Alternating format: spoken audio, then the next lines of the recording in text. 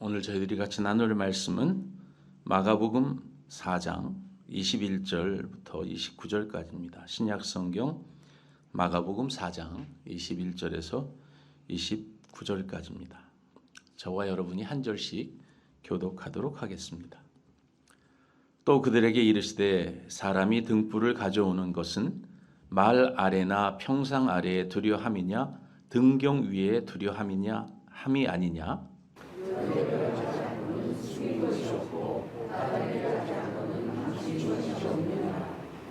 들을 귀 있는 자는 들으라.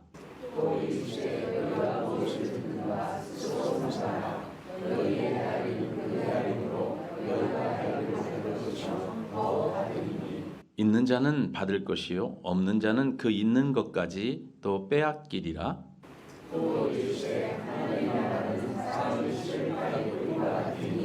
그가 밤낮 자고 깨고 하는 중에 씨가 나서 자라되 어떻게 그리 되는지를 알지 못하느니라.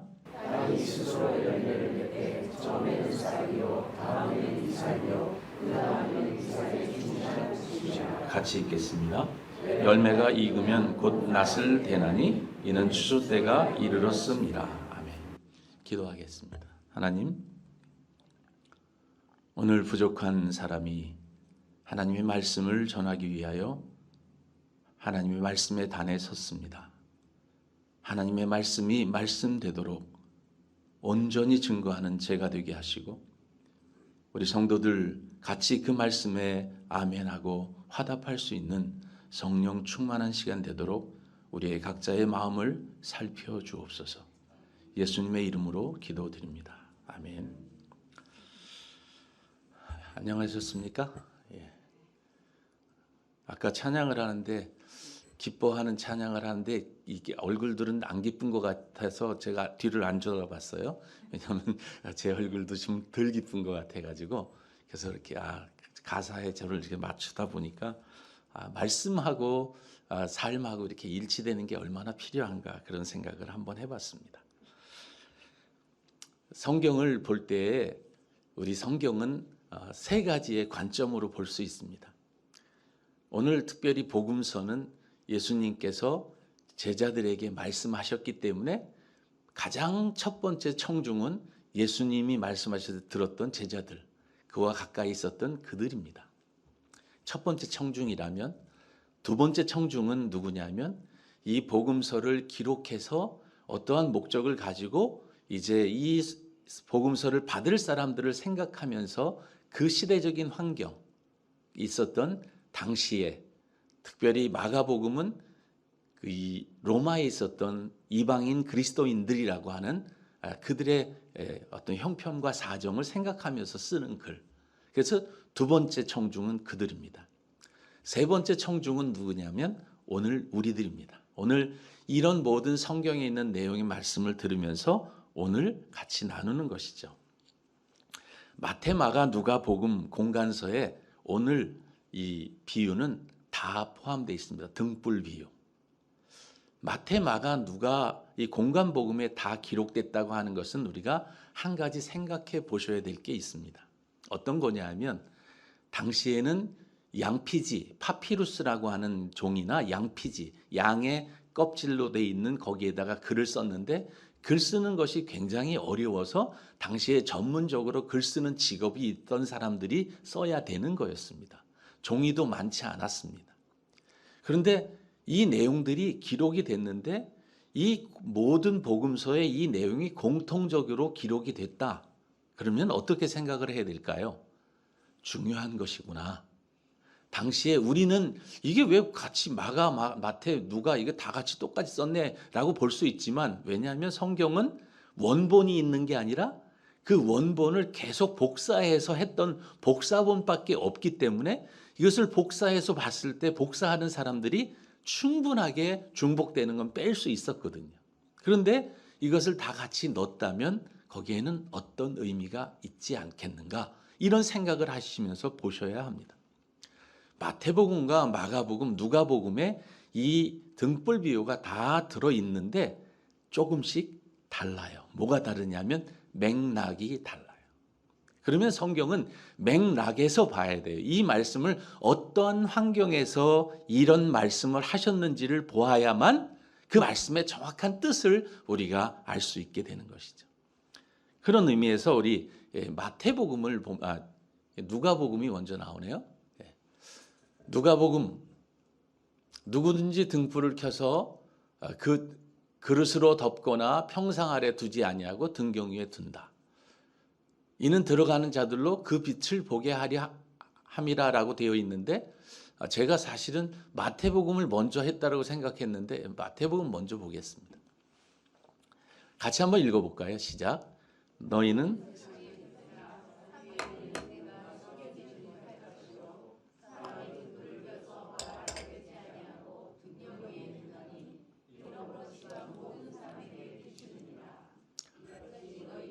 사람에게 비치게 하여 그들로 너희의 착한 행실을 보고 하늘에 계신 너희 아버지께 영광을 돌리게 하라. 마태복음 5장에 기록된다는 것은 산상수훈입니다. 이 산상수훈은 어떤 거냐면 사실은 권면, 이렇게 살아라, 이렇게 살았으면 좋겠다, 이런 것이 아니라 선언이에요. 선언. 너희는 세상의 빛이다 라고 선언하신 거예요. 빛이 되기 위해서 노력해라, 이런 뜻이 아니라 이미 예수 그리스도를 믿는 사람들은 이미 빛이다, 너희는 세상의 빛이다 라고 하는 선언이라고 하는 것을 생각하시면서 살아야 하는 것이죠. 예수님께서는 제자도의 본질을 설명하시면서 이 말씀을 하셨습니다. 많은 사람들이 이것을 이제 우리는 세상의 빛으로 살아야 됩니다, 이렇게 살아서 우리가 세상의 사람들에게 영광을 돌려야 됩니다 라고 얘기하지만, 실상 예수님은 어떠한 말씀을 하셨냐면 너희는 이미 세상의 빛이야. 산 위에 있는 동네가 숨길 수가 없어. 그러니까 이미 우리는 그렇게 살면 되는 거를 괜히 우리가 믿는 종교에 대해서 설명을 하고 우리가 어떠한 종교인지 뭐 이런 얘기, 우리 교회가 얼마나 좋은지 막 이런 얘기를 하다 보니까 오히려 자기 모순에 빠져서 복음이 훼손되는 경우가 많다는 거죠. 사실은 보여주고 싶지만 보여줄 것이 없는 한국 교회가 그러다 보니까 말로 떼어보려고 하는데 그 떼어보려고 하는 그것이 오히려 역효과가 나가지고 세상에 오히려 걱정거리나 기도 제목이 되고 있는 것이 오늘의 현실이 아닌가 하는 것이 우리의 생각입니다. 우리가 제자의 삶을 살지도 못하면서 말과 혀로만 복음을 전파하는 경우가 많기에 오늘 기독교가 세상을 향한 힘을 잃게 된 본질적인 이유가 그것이 아니겠습니까? 우리가 삶이 정말 멋있으면 말하지 않아도 그냥 저 사람들 보면서 얘기하는 거 아니겠습니까? 당시에 초대교회 당시에 기독교인 그러면 어떤 사람이냐면 이상한 사람들. 저 사람들은 왜 저렇게 살지? 참 이상하게 살아. 그런데 보니까 멋있어요. 근데 요즘에 사람들이 교회에 다니는 사람들을 보면 어떻게 보냐면 멋있다라고 보는 게 아니라 식상하게 보는 경우가 너무 많은 거예요. 이상하게 여겨주는 게 아니라 식상하게 여긴다는 거죠. 저 사람도 교회 다녀? 어느 날 명단에 보니까 어느 교회 장로래, 막 죄송합니다, 두 분 얘기하는 거 아닙니다. 장로래 막 그래가지고 얘기하면 그 어떻게 되겠습니까? 그런데 이것이 정말 성경에서 말하고 있는 것의 등불은 뭐냐면 마태복음의 등불은 착한 행실이라는 거예요. 우리의 삶을 보고 사람들이 그 삶에 나타나는 그 불빛을 보고 그 빛으로 사람들이 온다는 것이죠. 사실은 불빛이 하나가 탁 켜지면 깜깜한 곳에서도 촛불 하나만 딱 켜면, 예전에 여러분 그런 기억 나세요? 정전이 예전엔 얼마나 많이 됐습니까? 하다가 보면 정전 딱 해서 예고도 없이 정전 그러면 집안 여기저기다가 초 갖다 놨다가 막 찾아가지고 촛불 켜면 갑자기 화나죠. 그것만이라도 얼굴도 보이고 사람도 다니고 할 수 있었는데 그러다 갑자기 전등이 확 들어와 봐요. 어떻게 됩니까? 촛불은 빛도 아닙니다. 전등불에 비하면 촛불은 빛도 아닙니다. 이 전등불은 햇빛에 비하면 이건 또 빛도 아닙니다.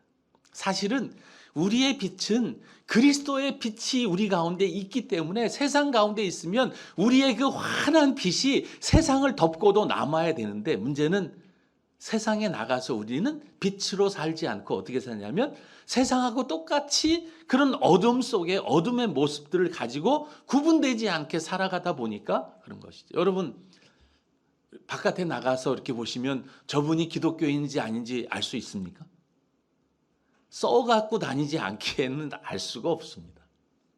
그렇지 않습니까? 그런데 기독교인들은 어떤 게 있냐면 삶 속에 향기가 있습니다. 그리고 정말 그분의 말에는 그 빛이 있습니다.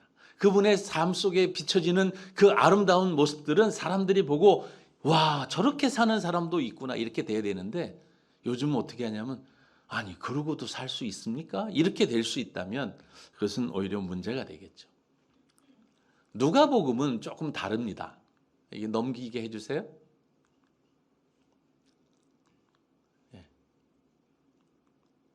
누구든지 등불을 켜서 그릇을 덮거나 평상 아래에 두지 아니하고 등경 위에 둔다. 여기서 이 누가복음의 등불은 조금 달라요.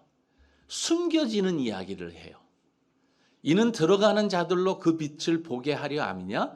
숨은 것이 장차 드러나지 아니할 것이 없고 감추인 것이 장차 알려지고 나타나지 않을 것이 없느니라. 그러므로 너희가 어떻게 들을까 스스로 삼가라. 누구든지 있는 자는 받겠고 없는 자는 그 있는 줄로 아는 것까지 빼앗기리라 하시니.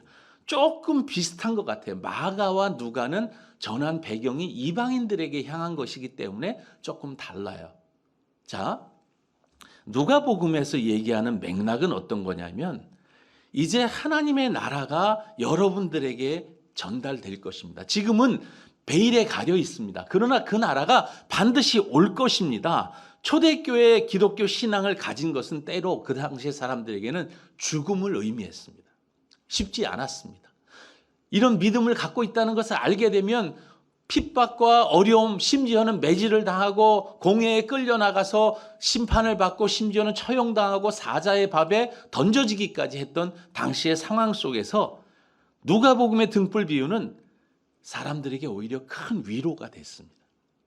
어떤 위로냐면 지금은 그런 위험 속에 살지만 그 나라가 이제 밝히 드러나는 그 나라가 올 것이라고 하는 그런 희망과 그런 하나님의 위로가 그 가운데 있다는 것이죠.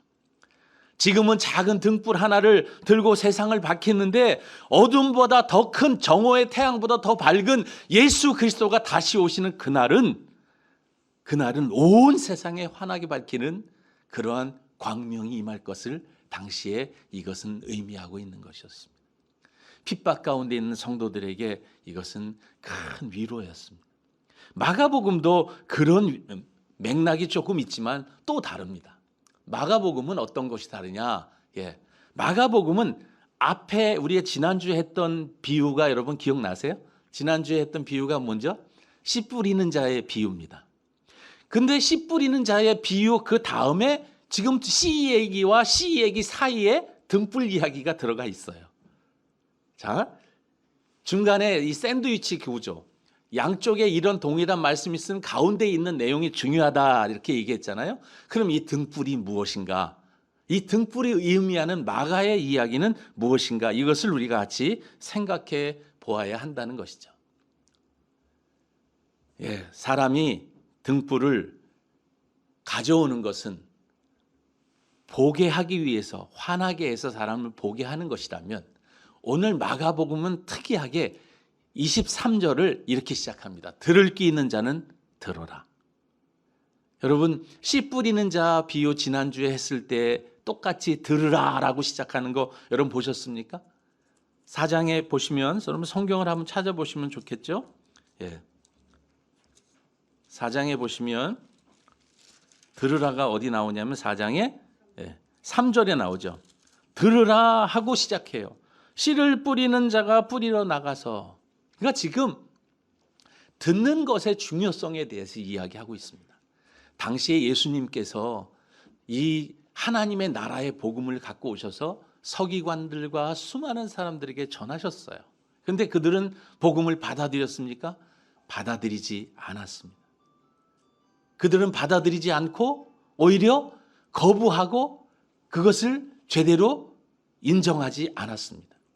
그런 상황에서 예수님은 뭐라고 말씀하시냐면 보는 거와 듣는 거가 얼마나 중요한 줄 아냐. 하나님의 나라가 이미 너희들 가운데 임했다. 예수 그리스도가 이 땅에 오신 것이 하나님의 나라가 임했다라는 것을 이야기하면서 등불 이야기를 하시는 거예요. 보이는 거예요. 그리고 또 듣는 것을 이야기합니다. 들으라. 그러면 이 듣는 것, 마가복음은요. 여러분 지난번에 마가복음 쭉 강해를 들으시면서 어떤 생각을 하셨습니까? 예수님이 환자들 고쳐주고 어떻게 했어요? 알리라 그랬습니까? 알리지 말라 그랬습니까? 알리지 말라 그랬어요. 알리지 말라 그랬는데 결국은 어떻게 됐습니까? 다 알려졌어요. 그 사람이 알리지 말라 그랬는데 나가갖고 얘기해가지고 다 알려지게 돼요. 마가복음은요. 숨기시려고 하는 부분과 드러나는 부분이 계속 반복돼요. 감추심과 드러남. 하나님의 나라가 감추어진 것 같은데 하나님의 나라가 드러나고 있어요. 누구에게? 듣는 자, 깨닫는 자들에게. 하나님의 나라는 듣는 자, 깨닫는 자에게 이렇게 임하고 그들에게 누려지는 것이에요. 그런데 많은 경우가 어떠냐면 듣는 것이 어눌하고 그 다음에 보는 것이 안 되면 여러분 시각과 청각을 통해서 말씀을 듣고 배우지 못하면 우리 알 수가 없어요. 하나님의 나라는 느낌으로 오는 게 아니라 하나님의 말씀은 말씀을 통해서 그 말씀이 내게 깨달음이 오고 그 말씀을 가지고 누리면서 아 하나님의 나라는 이런 거구나 하는 것을 깨닫는 게 하나님의 나라인 거죠. 마가복음은 어떠한 주님의 말씀을 받는 마음가짐과 지혜의 중요성을 강조합니다. 지난주에 땅 이야기가 그거죠. 말씀을 받는 자세가 어떠한가 중요합니다. 그런데 그 말씀을 받는 자세를 누가 결정하신다고요? 농부가 씨를 뿌리고 나면 그 씨를 갈아엎는 것을 누가 해요? 농부가 하는 거예요. 여러분 우리에게 은혜를 주시고 오늘도 은혜 가운데 살게 하시는 분은 누굽니까? 예?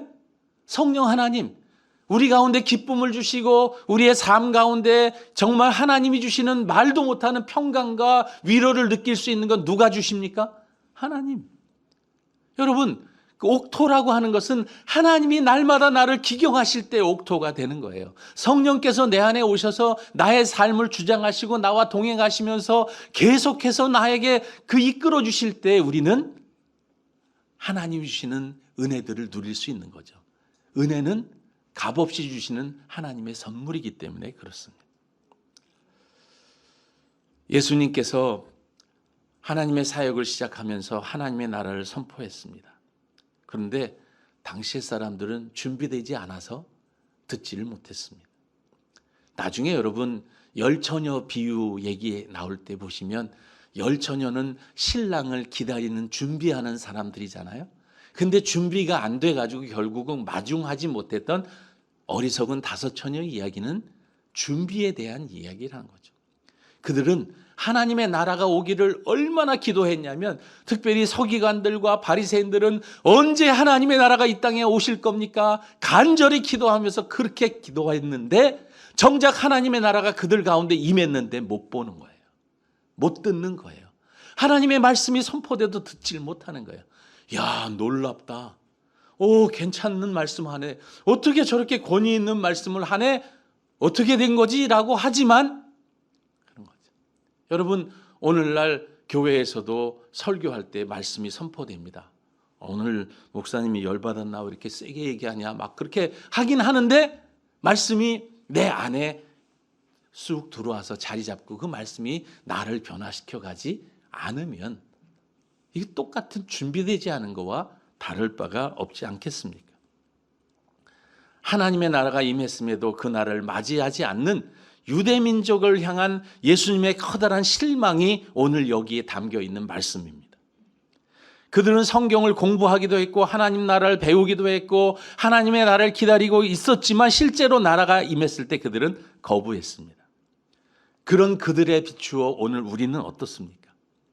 하나님의 나라에 대한 말만 하지 별로 하나님의 나라를 향한 실천이나 그런 것들이 없는 것이 우리들 아닙니까? 하나님의 나라를 위해서 우리가 지금 얼만큼 살아가고 있습니까? 우리의 삶 속에서 하나님의 나라를 위한 그런 것들이 삶 속에서 주님이 보실 때 느껴지실까요? 먹고 살기 바빠가지고 그저 어떻게 하면 조금 더 윤택하게 살까, 또 어떻게 하면 조금 살까, 그런 부분들이 우리의 목적과 이런 것들로 우리가 전부 다 우리의 본질이 매도되지는 않았습니까? 오늘 말씀 앞에 우리는 그런 것들을 한번 생각해 보아야 한다는 것이죠. 무엇을 먹을까, 무엇을 입을까, 그런 것 염려하지 말라. 하늘에 계신 하나님께서 모든 것을 다 책임지신다. 너희는 오직 그의 나라와 그의 의를 구하라고 얘기하는 하나님의 선포를 우리가 잘 잊어버리는 거예요.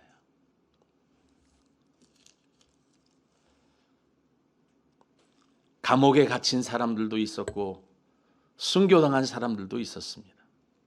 그런데도 그들은 포기하지 않고 복음을 증거했습니다. 말로만 증거한 것이 아니라 삶으로 증거했습니다. 그들은 그리스도인의 공동체를 만들고 그 공동체가 얼마나 좋은지를 그들의 삶으로 보여줬습니다. 그들의 공동체에 들어가면 여기가 하나님이 계신 곳이구나, 그것을 알았습니다. 말로 하지 않았습니다. 전도 굳이 가가지고 예수 믿어주세요 사정하지 않아도 그들이 하나님 앞에 몰수히 다가왔습니다. 근데 문제는 우리가 뭐가 문제냐면 우리가 그런 삶이 있는가 하는 것이죠. 우리 교회가 이제 부흥을 꿈꾸면서 새로운 세대를 향해서 전도하려고 기도하고 있습니다. 여러분, 전도 우리가 준비 안 됐을 때 사람들이 오면 오히려 여긴 자중질환이 일어납니다. 우리가 먼저 마음밭이 준비가 되고 사람들이 오면 할 수 있는 우리 가운데 사랑과 서로 교통과 성령의 공동체가 돼서 우리 가운데 정말 하나님의 큰 은혜들이 나누어지고 있을 때 그들을 한번 오면 야, 여긴 뭐가 다르네. 선한교회는 정말 뭐가 다르네. 뭐지? 여기는 다른 교회보다 느끼지 못하는 그 무엇이 있어. 여러분, 그런 거 느껴지십니까? 저는 느껴져요. 그런 게 느껴져요. 갑자기 왜 이렇게 비장해지세요? 느껴져요. 여러분, 한 번 저희 교회에 오신 분들의 얘기는 뭐냐면 교회 너무 아름답고 좋습니다. 공간 사람들이 다 친절하고 너무 좋으세요. 여기 교통만 좋다면 그냥 오고 싶고요. 여기 주변이 어떤 게 있다면 오고 싶은데 너무 멀어서요. 뭐 이렇게 얘기는 하긴 하지만 하여간 그런 우리 가운데 어떤 매력. 여러분, 제가 그 전에 말씀드렸잖아요. 서울대학교가 좋은데 지방에 있는 부산에 사는 사람이 서울대학교 거리 멀어서 안 가. 그러는 사람이 있습니까? 그런 사람 없지 않습니까? 선한교회가 좋은 교회면 그 교회 멀어서 안 가. 그렇게 하겠습니까? 그 교회 가고 싶은 교회. 그런 공동체가 우리도 할 수 있거든요. 우리가 준비되면 말이죠. 우리가 어떤 준비를 해야 될까요? 우리는 하나님의 은혜로 우리를 무장해야 됩니다. 말씀과 기도로 우리가 무장해야 됩니다. 오늘 하나님의 나라는 보고 듣는 거에 대한 중요성을 얘기하고 있다고 하는 것을 우리가 잊어서는 안 됩니다. 말씀을 듣고 말씀을 가지고 기도하고 그러는 가운데 성령이 일하시지, 그냥 어느 날 갑자기 성령이 오셔서 여기 성령 필요한 것 같네, 부어줘야 되겠다, 이렇게 성령 주시는 게 아닙니다. 어떻게 말씀 보지 않고 기도하지 않는데 성령이 우리 가운데 충만해질 수 있겠습니까? 근데 그렇게 생각하는 분들도 있다고 생각합니다. 어느 날 갑자기 성령이 지금은 저 성령 충만 필요 없고요. 저는 돈만 충만하면 됩니다. 저는 지금은 그거는요, 저게 오히려 시간 낭비고요. 필요한 거 이거 주시면 나중에 제가 돈 좀 벌고 형편 좋아지면 섬길게요. 아닙니다. 그런 거 아닙니다. 하나님의 나라는 그런 돈이 아닙니다. 하나님의 나라는 의와 희락과 평강입니다. 어디에 있든지 하나님이 주시는 그 평강을 누리는 것, 그 기쁨을 소유하고 그 기쁨 가운데 살아가는 게 하나님의 나라입니다. 우리는 하나님의 나라의 백성입니다. 세상의 빛입니다. 이미 하나님의 선언하셨으니 너희는 세상의 빛이다. 빛이 되도록 노력해야 된다. 이런 얘기가 아니에요. 이미 빛입니다. 아멘. 여러분, 빛으로 살아가십시오. 여러분, 하나님의 은혜가 이렇습니다. 드러나 여러분, 아무리 사람들이 감추려 해도 도저히 숨길 수 없는 예수 그리스도의 등불, 그 등불이 우리 가운데 임했거든요. 우리의 삶은 아무리 해도 우리는 감춰질 수 없습니다. 여러분의 표정과 여러분의 말과 여러분의 그 행함과 여러분의 그 모든 배경 속에 있는 그것은 결코 숨겨질 수 없습니다. 숨기지 마십시오. 밖에 나가실 때 일부러 숨기려고 난 교인이 아닌 것처럼 일부러 이렇게 외투 입고 꽁꽁 싸매고 가실 필요 없습니다. 그냥 가십시오. 가시면 주님이 여러분들에게 말씀을 주시고 주님이 여러분에게 은혜를 주시고 평강 주시고 기쁨을 주시면서 그 나라의 향기를 여러분들을 통해서 흘려보내실 것입니다. 그게 우리 가운데 은혜가 되는 것이죠. 이렇게 말씀하십니다. 또 이르시되 너희가 무엇을 듣는가 스스로 삼가라. 너희가 헤아리는 그 헤아림으로 너희의 헤아림을 받을 것이며 있는 자는 받을 것이요 없는 자는 그 있는 것까지도 빼앗기리라. 이거는 하나님의 나라에 대한 이야기, 하나님의 나라를 이해하지 못하는 사람들에게 하는 이야기입니다. 말씀을 정리합니다. 하나님의 나라는 사람이 씨를 땅에 뿌림과 같다. 그가 밤낮 자고 깨고 하는 중에 씨가 나서 자랍니다. 어떻게 그리 되는지를 알지 못합니다. 왜냐하면 하나님이 하시는 거기 때문에 그렇습니다. 내 안에 말씀이 들어와서 언제 내가 이렇게 됐지? 내 성령께서 내 안에 오셔서 나를 그렇게 만들어 가시는 것이지 내가 막 해서 됐다. 아닙니다. 하나님이 여러분 가운데 일하십니다. 우리 옆에 분에게 이렇게 말씀 좀 해주십시오. 하나님이 당신 안에서 일하십니다. 그런데 그 허집사님 좀 잘하세요. 진짜로 하시라니까요. 하나님의 성령이 당신과 함께 하십니다. 이렇게 격려 한번 해 주십시오.